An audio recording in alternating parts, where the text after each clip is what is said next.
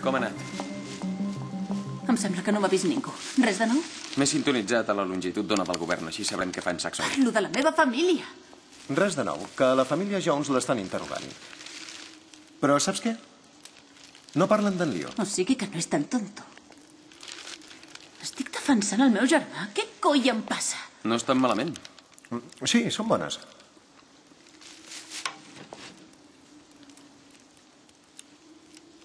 Doctor, qui és ell? Com és que l'antiga societat dels senyors del temps ha creat un psicòpata? Tu i ell, que sou col·legues o...? Érem amics. Jo em pensava que diries que era germà teu. Has vist masses pel·lícules. Però segons les llegendes, Gallifrey era perfecte. Sí, ja, des de fora, potser. I era molt bonic. Li deien el món brillant dels 7 sistemes. I el continent de l'esforç fantàstic. A les muntanyes del consol i la solitud s'alçava la ciutadella dels senyors del temps.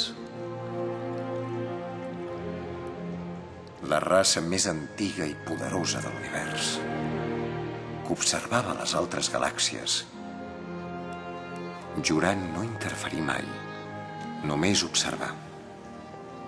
Els nens, als 8 anys, se'ls separava de les famílies per entrar a l'acadèmia. Diuen que allà va començar tot. Quan era un nen. Quan l'amo va contemplar l'eternitat. Com a principiant, va començar la iniciació. Es va quedar davant del cisma extrem, que és un forat en el teixit de la realitat, a través del qual es pot veure tot el vòrtex. I allà el tens. Amb 8 anys. Contemplant el poder pur del temps i l'espai, i era un nen. N'hi ha que s'inspiren. D'altres fugen. I d'altres es tornen bojos.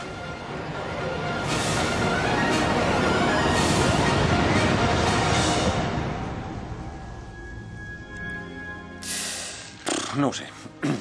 I tu què? No, jo sóc dels que van fugir. I no m'he aturat. Està codificat. Té arxius adjunts.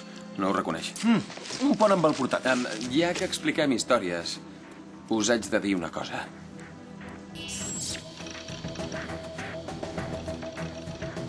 Treballes per Torchwood? Ha canviat. És diferent, t'ho juro. Només som 6. En tot el que va fer Torchwood hi vas estar ficat? L'antic règim va quedar destruït al Canary Wharf. Ho vaig reconstruir, el vaig canviar. Ho vaig fer per tu, en honor teu.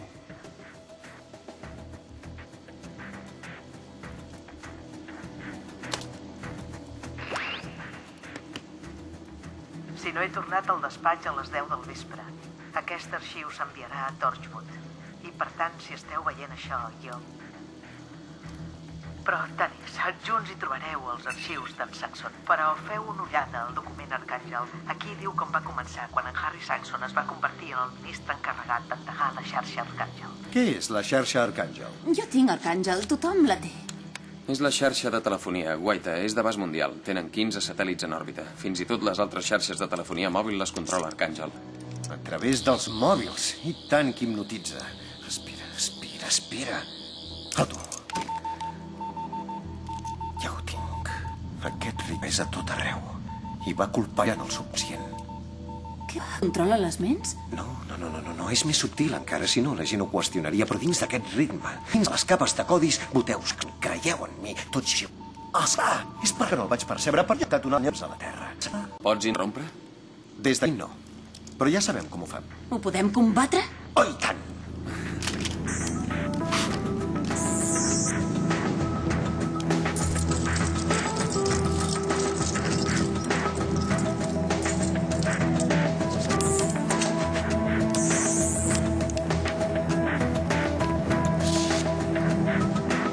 Tres claus de TARDIS, totes amb propietats de percepció de baix nivell perquè el TARDIS està dissenyat per ser mimètic amb l'entorn. Bé, més o menys, la xarxa Arcàngel té un segon senyal a baix nivell, he soldat la clau a la xarxa i... Marta? Ara mira'm, em veus, oi? Sí. I ara què?